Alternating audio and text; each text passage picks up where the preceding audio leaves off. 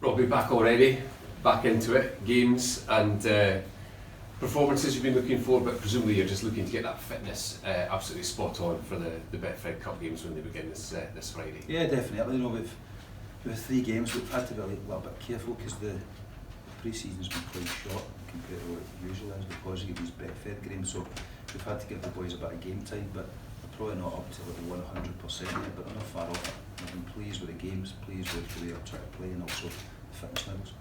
That was something that's not unique, perhaps it would have been unique a few years ago, but playing games back-to-back days and just kind of shuffling the squads and getting people a variety of minutes and kind of structures just so you can see everyone. And how did that play out there? Because obviously I was pleased with it. You know, we played these 5 and we played 2 squads and get 45, and then you're trying to get as many minutes into them as possible, and we felt that, you know, if we could play 2 games over 2 days, it would mean they could get 90 minutes in the 2-day period.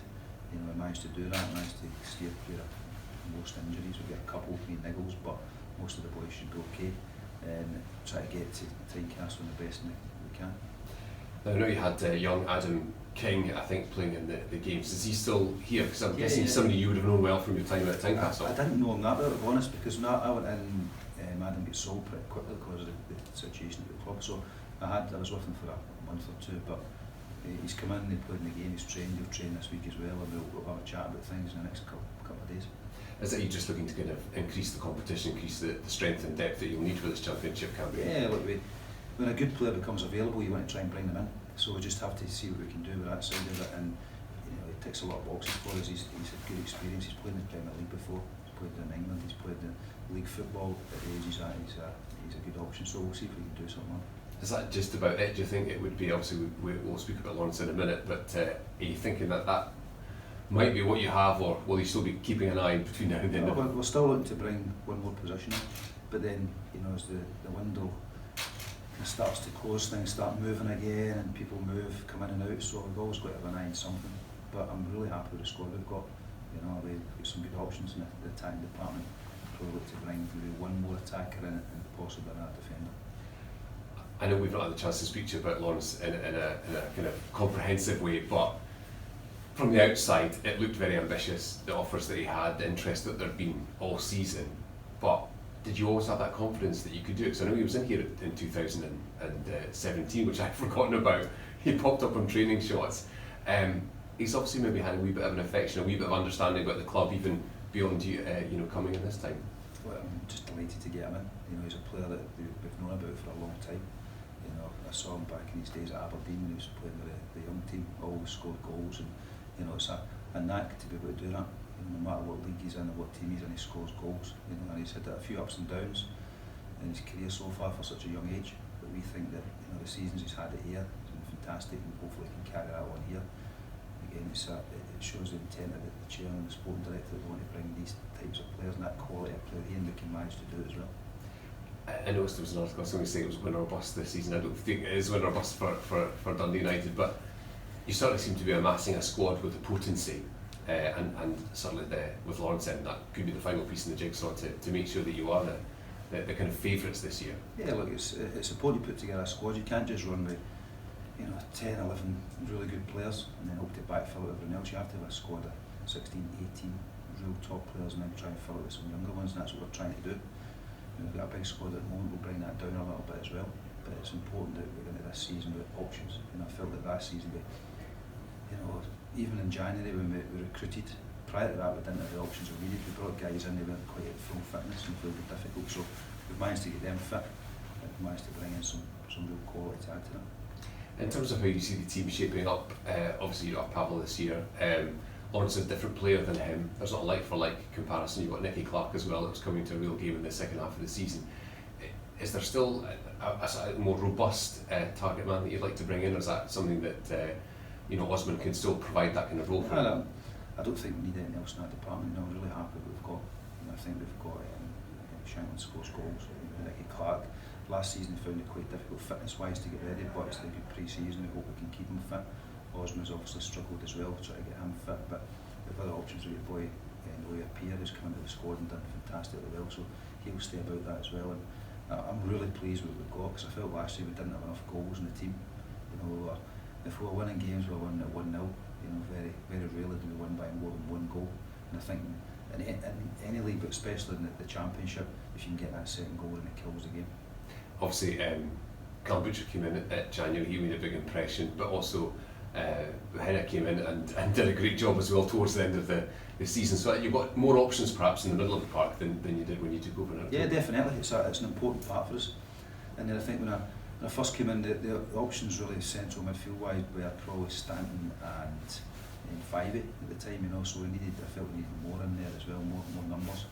The two of them done well throughout the course of the season, but we needed to add more to that, and I think Butcher and Behenna did very well from the January window. So both of them need to improve their fitness, and they're doing that in pre-season. If you were looking for a test to kick off the season, Friday night at Tynecastle is probably right up there. Has it been easy to ignore that kind of coming and just play into that this week, but also have it as something to really look forward to? That's something we spoke about from the first day. We're getting ready from the first day to go to Tynecastle. It's a great game to go and play in. I know the stadium well. Been there a lot. But great atmosphere, good surface. It's on TV under the floodlights. Couldn't ask for a better start to the season, and it's one that we're really looking forward to. Is it one that you'll be able to read an awful lot into, or is it one where you're just looking really for the performance, the attitude, the kind of commitment from the players that will help shape the season? Look, we want to go down there and get a result. I think we're capable of doing that. There's no doubt in that. Hearts are a very good team, a very strong team. They got the Scottish Cup final last year. Craig very well, a great manager, but we're confident with the players we've got that we can go down and put on a performance. They're not possibly at the full strength either. I mean, they're not quite at the stage they would like to be when the Premiership season kicks off. So there's a chance that the balance is a wee bit narrower than it might have been. Yeah, I've said that for a while about this Betfred Cup, that upsets can happen in it because even if you're full time or part time, the amount of training you've managed to do in this 2 week period, we've probably done maybe 20 sessions we've done, something like that, whereas your part time teams can be in 3 days a week for 3 weeks, so they're up at in some games maybe 9, 10, 11 sessions, so there's not a huge divide in the fitness levels. So it will be, I think, it makes it very difficult for the favourites in these games, the Betfred games, to get a result. Some teams have treated it as pre-season games for sharpening games. Is this something that you see as more seriously than that it will provide that springboard, that platform, that momentum to go into the league season proper? I'm never one for that. I think you've got to treat every cup game to go and win it, and that's what we're going to do this season. The Betfred Cup, the League Cup for me is a big tournament. We want to build, like you say, that momentum at the start of the season before we get into the league campaign. I think it's really important, but also for the fans, an opportunity to go to different grounds and see the team winning is very, very important. Looking towards the Championship, it was so exciting last year. I can't see that it's going to be a different script this year. The teams in it are unbelievable. The teams that perhaps were the surprise stories that were not in the top four, that were in the bottom half of the table, you're imagining they're going to be a lot stronger. They look like they're going to be a lot stronger. It's going to be so competitive. Yeah, it'll be a tight league. I think everyone will be probably looking at ourselves in Dundee, but Inverness had a great campaign last year. Dunfermline have strengthened. Morton have brought David in, who's had great success at Livingston as well. So it's going to be a tough league, but we knew that last year, and it's the same every year. Nobody will run away with the title. It'll be a tough games week in, week out. Is it a different league, do you think, than, I hesitate to go back because you always say 10, 15, whatever, but there was a point where there seemed to be more part-time teams. If a team dropped down from the Premier League as it was then, there was almost a guarantee to back up, but that they would bounce back up or bounce up reasonably quickly. That script's just been ripped up. Yeah, well, you see the calibre of teams that are in the league. You've got yourself, Dundee, Inverness, Falkirk, teams that have all played in the top flight. So it's it's going to be a tough league, we know that, but we think we've put together a good squad. If we can get them playing well and keep them fit, then we get a real good chance. And finally, just going to ask one more, Lawrence.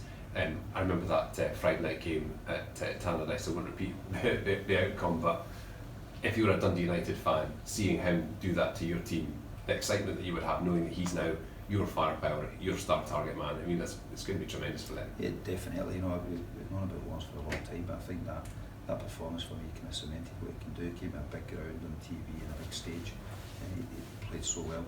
He scored 4 goals, and ripped the team apart.